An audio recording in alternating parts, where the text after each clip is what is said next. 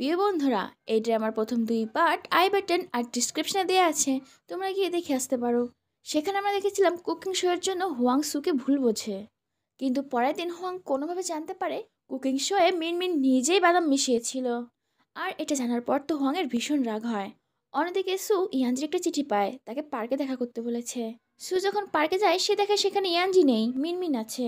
মিনমিনকে দেখে সু যখন সেখান থেকে চলে যাচ্ছিল, তখন পেছন থেকে মিনমিন বলে, কি ব্যাপার সু, কোথায় যাচ্ছ?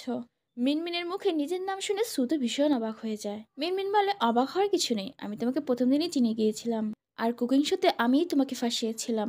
সু বলে, তুমি এমনটা কেন করেছো? আমি তো তোমার বন্ধু। মিনমিন বলে, বন্ধু? কিসের বন্ধু? আমি কখনোই তোমার বন্ধু ছিলাম না। আমি তোমাকে ঘৃণা করি, কারণ আমরা যখন একসাথে কাজ করতাম শুধুমাত্র সবাই তোমাকেই ভালোবাসতো। অন্যদিকে হুয়াং যখন সুয়ের কাছে ক্ষমা চাইতে যায়, সে দেখে সু বাড়িতে নেই। সে যখন ইয়ানজি চিঠি দেখে সে তো পার্কে দৌড়ায়। অন্যদিকে মিনমিন সুকে বলে দেয়, পরিচালকের সাথে সুয়ের যে বদনামটা হয়েছিল সেটা তো সেই করিয়েছে। আর এখানে আমরা অতীতের একটা দৃশ্য দেখতে পাই। সেখানে মিনমিনকে একটা পরিচালকের কাছ থেকে স্ক্রিপ্ট আনার কথা ছিল, কিন্তু মিনমিন সুকে বলে তার শরীরটা খুবই খারাপ লাগছে। সু যেন পরিচালকের কাছ থেকে সেই স্ক্রিপ্টটা নিয়ে আসে। তারই মধ্যে মিনমিন সেখানে মিডিয়ার লোকদের ডেকে নেয়, আর সেই বদনামের কারণে সুয়ের পুরো কেরিয়ারটাই নষ্ট হয়ে যায়। এটা শুনে তো সু ভীষণ রেগে যায় আর মিনমিনকে একটা চড় মারে। কিন্তু মিনমিন সুয়ের গাল জোরে চেপে ধরে বলে, আমি এখানেও মিডিয়াকে ডেকেছি, সবাইকে আমি বলে দেবো এটাই আসল সু, যেখানে এখন মোটা হয়ে গেছে। আর সু আবারও ফিরে এসছে আমার নাম খারাপ করার জন্য, আর আমাকে মারতেও চেয়েছিল। এর মধ্যে সেখানে হুয়াং চলে আসে আর সুকে চিঠিখানা দেখিয়ে বলে, তোমাকে আমি ইয়ানজির সাথে দেখা করতে না করেছিলাম, তারপরও কেন এখানে এসেছো? হুয়াংকে দেখেই তো মিনমিন নাটক শুরু করে দেয়। মিনমিন বলতে থাকে সু আমাকে মেরেছে আর আবার মারার চেষ্টা করেছিল। আমার তো এখন ওকে দেখেই ভয় লাগছে। এখানে হুয়াং ক্ষমা চাইতে বলে, কিন্তু সু ক্ষমা চায় না, কারণ সে তো কোনো অপরাধই করেনি। তখন হুয়াং মিনমিনকে বলে, আমি তোমাকে সুয়ের কাছে ক্ষমা চাইতে বলছি। হুয়াংয়ের এই কথা শুনে তো দুজনেই অবাক হয়ে যায়। এখানে মিনমিন হুয়াংকে বলতে থাকে, তুমি নাকি আমাকে খুব পছন্দ করো, তাহলে এমনটা কেন বলছো? এতে হুয়াং বলে, হ্যাঁ আমি তোমাকে পছন্দ করতাম, কিন্তু এখন আর করি না। যারা মিথ্যেবাদী আর দুমুখো তাদের হুয়াং একদম পছন্দ করে না। আর এখানে হুয়াং এটাও বলে সে জেনে গেছে কুকিং শোয়ের দিন মিনমিন সুকে ফাঁসিয়েছে, আর সে অকারণে সুয়ের উপরে সন্দেহ করেছিল। সু তো অনেক ইনোসেন্ট, অনেক ভালো একটা মেয়ে। হুয়াংকে তার পাশে এভাবে দাঁড়াতে দেখে সুয়ের খুবই ভালো লাগে, আর হুয়াংয়ের জন্য তার মনে লাড্ডু ফুটতে শুরু করে। আর এখানে সু বুঝতে পারে সে হুয়াংকে ভালোবেসে ফেলেছে। রাতে হুয়াং সুকে জিজ্ঞাসা করে ভালোবাসা কি। সু বলে, ভালোবাসা এমন একটা জিনিস, তুমি যাকে ভালোবাসো সবসময় শুধু তার কথাই মনে পড়ে, শুধুমাত্র তার টেনশনই মাথায় ঘুরতে থাকে, তাকে ছেড়ে থাকার কথা এক মুহূর্তও ভাবা যায় না। সব শুনে হুয়াং বুঝতে পারে এই সব কিছুই তো সে মিনমিনের জন্য কখনোই অনুভব করেনি, সে তো সুর জন্য এসব অনুভব করে। হুয়াং মুচকি সে সুকে কিস করতে যায়, কিন্তু সু করে না। সু বুঝে যায় হুয়াং তাকে ভালোবেসে ফেলেছে, কিন্তু সু আসল সত্য না বলে এই রিলেশনে আসতে চায় না। এখানে সু সাহস করে হুয়াংকে সব বলে দেয়, কিন্তু আমরা দেখি হুয়াং তো কিছু শোনার আগেই ঘুমিয়ে গেছে। সু মুচকি হেসে হুয়াংয়ের দিকে তাকিয়ে সেখানেই ঘুমিয়ে যায়। কিন্তু একটু পরে হুয়াংয়ের ঘুম ভেঙে যায়। সুকে সেখানে ঘুমিয়ে থাকে দেখে হুয়াং তাকে কোলে করে ভেতরে নিয়ে যায়, আর সুকে শোয়াতে গিয়ে একটা কিস হয়ে যায়। প্রথম কিস হয়ে যাওয়ার জন্য তো হুয়াং ঝটকা দিয়ে পিছনে সরে যায়, কিন্তু একটু পরে সুকে সে আবারও কিস করে, আর একটু পর আবারও কিস করে, আর মনে মনে ভাবতে থাকে, ওয়াও অনেক মজার একটা জিনিস তো। আর সারা রাত সে সুকে হা করে দেখতে দেখতে ঘুমিয়ে পড়ে। বন্ধুরা, তোমাদের জন্য একটা কুইজ, এটা কোন নায়কের ছোটবেলার ফটো? যদি বুঝতে পারো তাহলে কমেন্টে জানাও। পরের দিন সকালে হুয়াং ঘুম থেকে উঠে দেখে সু বাড়িতে নেই। সু একটা নোটে লিখে গেছে না বলে যাওয়ার জন্য সরি, আর আমি 3 মাস পরে ফিরে আসবো। হোয়াং সুকে খুঁজতে খুঁজতে একটা ফিটনেস কোচিংয়ে চলে যায়। সেখানে গিয়ে দেখে সু ফিট হওয়ার জন্য ব্যায়াম করছে, আর সে জোরে জোরে বলছে আমাকে হোয়াংয়ের জন্য চিকন হতেই হবে। আর যখন হোয়াং বুঝতে পারে সু তার জন্য চিকন হচ্ছে, সে তো ভীষণ খুশি। এরপরে হোয়াং সুয়ের জন্য 3 মাস অপেক্ষা করে। সে নিজের কাজ নিজেই করে আর প্রতিদিন ক্যালেন্ডারে দাগ দিয়ে রাখে। দেখতে দেখতে 3 মাস কেটে যায়। আজ সুয়ের ফিরে আসার কথা, তাই হুয়াং বাড়িটিকে খুব সুন্দর করে সাজায়, কিন্তু সেই দিন অনেকক্ষণ অপেক্ষা করার পরেও সু আসে না। অন্যদিকে দেখি সু পুরো আগের মতো হয়ে গেছে। সুয়ের বান্ধবী লিজা সুকে একটা পার্টিতে নিয়ে যায়। সেই পার্টিতে সুয়ের ক্রাশ ইয়ানজিও ছিল। তার তো সুকে খুব চেনা চেনা লাগে, কিন্তু মাস্কের জন্য সে চিনতে পারে না। অন্যদিকে দেখি হুয়াংও সেই পার্টিতেই এসেছে। সেই পার্টিতে গিয়ে ইয়ানজি আর সু যেখানে দাঁড়িয়ে ছিল সেখানে গিয়ে দাঁড়ায়। ইয়ানজি আর হুয়াংয়ের হাত থেকে বাঁচার জন্য সু সেখান থেকে চলে যায়, কিন্তু হুয়াং তার পিছু পিছু যায় আর তার সাথে ফ্ল্যাটিং করতে থাকে। হোয়াংকে ফ্ল্যাটিং করতে দেখে সুয়ের তো ভীষণ মন খারাপ হয়। সু ভাবতে থাকে হোয়াং কি করে একটা অপরিচিত মেয়ের সাথে ফ্ল্যাটিং করতে পারে। 3 মাস আগে আমাকে বলেছিল যে সে আমাকে ভালোবাসে, কিন্তু এখন আমার তো মনে হয় আমি যখন ছিলাম না তখন কত মেয়ের সাথে যে ফ্ল্যাটিং করেছে কে জানে। এখানে হোয়াং সুকে তার সাথে সময় কাটাতে বলে, কিন্তু সু না করে দেয়। হোয়াং তার সাথে সময় কাটানোর জন্য সুকে টাকা অফার করে। সু বলে আমি প্রাইসলেস, আমাকে টাকা দিয়ে কেনা যাবে না। এটা শুনে হোয়াং মুচকি হেসে সুকে তার কাছে টেনে নিয়ে বলে, আমার ঘরে অনেক দামি দামি ফুলদানি আছে, তুমি সেগুলো ভাঙতে পারো। তার কথা শুনে সু তো ভীষণ অবাক, তার মানে হোয়াং তাকে চিনে ফেলেছে। হোয়াং সুকে নিচে নিয়ে যায় আর তার সাথে নাচতে থাকে। সু হোয়াংকে জিজ্ঞাসা করে, তুমি তো চেহারা চিনতে পারো না, তাছাড়া আমি তো আগের চেয়ে অনেক চিকন হয়ে গেছি আর মাস্কও পরে আছি, তাও কি করে আমাকে চিনতে পারলে? হোয়াং বলে, আমার যত রোগই থাকুক না কেন আর তুমি মোটা থেকে যতই চিকন হও না কেন, আমি তোমাকে ঠিক চিনতে পারবো, কারণ তুমি আমার হৃদয়ে থাকো। এর মধ্যে সেখানে মিনমিন চলে আসে আর সবাইকে বলতে থাকে হোয়াং তাকে কি করে ইন্ডাস্ট্রি থেকে বের করে দিয়েছে। হোয়াংও সবাইকে বলে দেয় যে মিনমিন কত মিথ্যাবাদী, আর মিনমিন কুকিং শোতে যা যা করেছে সব বলে দেয়। মিনমিন যখন দেখে তার নাটকে আর কোনো কাজ হচ্ছে না, উল্টো সেই ফেসে যাচ্ছে, তখন সে জোর করে সুয়ের মাস্ক খুলে দেয় আর সবাইকে বলে এটাই আসল সু, যেখানে এতদিন লুকিয়েছিল। সুকে দেখে তো হোয়াং ভীষণ অবাক, সে হাত ধরে সুকে বাইরে নিয়ে যায়। সে সুকে বলে, তুমি প্রথম দিন থেকে আমাকে ধোকা দিচ্ছ তাই না? সু হোয়াংকে বোঝানোর চেষ্টা করে সে আজই সব সত্যি তাকে বলতো, কিন্তু হোয়াং সুয়ের কোনো কথাই বিশ্বাস করে না। উল্টো তাকে বলে, তুমি আমাকে ধোকা দিয়েছ, তুমি আমার মাধ্যমে এই ইন্ডাস্ট্রিতে আসতে চেয়েছিলে তাই না? আর এটা বলে সে সুকে জোর করে কিস করে। সু রেগে গিয়ে হোয়াং একটা চড় মারে আর গাড়ি থেকে বেরিয়ে যায়। আমি তো এটাই বুঝতে পারছি না, রাগ হয়েছে তো হয়েছে, এতে জোর করে কিস করার কি হলো? অন্যদিকে দেখি লিজা আর হোয়াংয়ের ম্যানেজার হোয়াংকে বোঝানোর চেষ্টা করে আর এখনও অব্দি সুয়ের সাথে যা যা হয়েছে আর কেন হয়েছে সব কিছু হোয়াংকে বলে।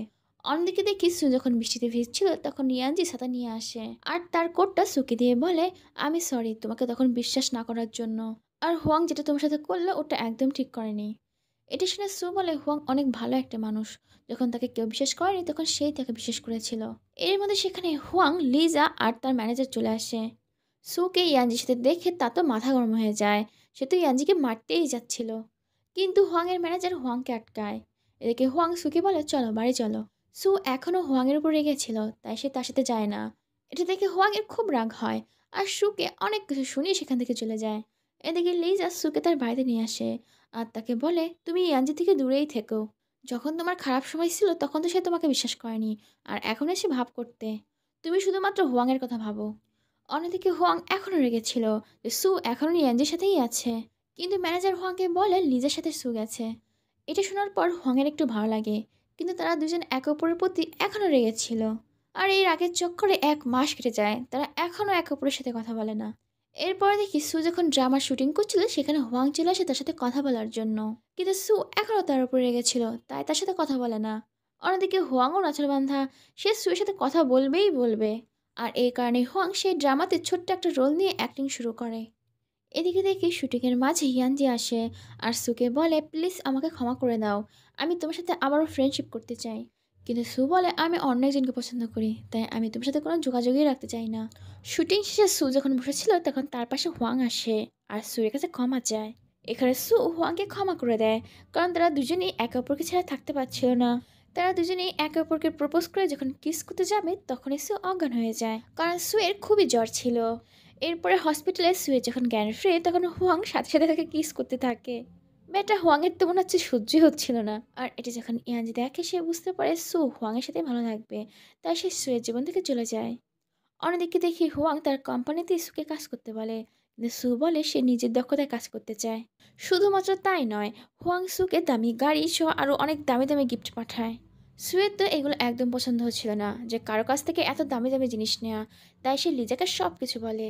লিজা বললে, তোদের সম্পর্ক নতুন নতুন শুরু হয়েছে, এখনই না করিস না, পরে তুইও গিফট দিয়ে দিস, তাহলেই হয়ে যাবে। অন্যদিকে দেখি বাড়িওয়ালা সুকে বাড়ি ছেড়ে দিতে বলে, কারণ সে বাড়িটা বিক্রি করে ফেলেছে। এটা শুনে তো সুয়ের ভীষণ রাগ হয়, কারণ কোনো নোটিশ না দিয়ে সে কী করে বাড়ি বিক্রি করে। সু বুঝতে পারছিল না সে এখন কোথায় থাকবে। এর মধ্যে সেখানে হোয়াং চলে আসে আর সুকে বলে যেন সে তার বাড়িতে থাকে। আর এখানে আমরা জানতে পারি হোয়াংই ওই বাড়িটা কিনেছে যাতে সে সুকে তার বাড়িতে নিয়ে যেতে পারে। আর এরপর দেখি হোয়াং আর সু দুজনে অনেক ভালো সময় কাটায়। অন্যদিকে দেখি সুয়ের অ্যাসিস্ট্যান্ট সিঙ্গার হিসেবে একটা কাজ আসে, আর সেই শোয়ের প্রধান সিঙ্গার ছিল মিনমিন। মিনমিনের গান শোনার জন্য অনেক লোক আসে, কিন্তু মিনমিনের গান কারো পছন্দ হয় না। আসলে মিনমিন গান গাওয়ার সময় অটোটিউন ব্যবহার করে, গান পছন্দ না হয় দর্শকরা তো একজন একজন করে চলে যাচ্ছিল। এটি দেখে তো মিনমিনের খুব রাগ হয় আর সেখান থেকে সে চলে যায়। শোটা বরবাদ হয়ে যাচ্ছে দেখে সেখানকার আয়োজকরা সুকে গান গাইতে বলে। সু গান গাইতে শুরু করে আর তার মিষ্টি গান শুনে সবাই আবার চলে আসে। যদিও সেই শোটা মিনমিনের জন্য ছিল, কিন্তু শেষ অবধি সেটা সুয়ের হয়ে যায়। অন্যদিকে দেখি সুয়ের পুরনো ম্যানেজার তাদের তিনজনকে একসাথে গান গাইতে বলে। যদিও প্রথমে সু না করে দেয়, কিন্তু লিজার কথা ভেবে সে আবার রাজি হয়।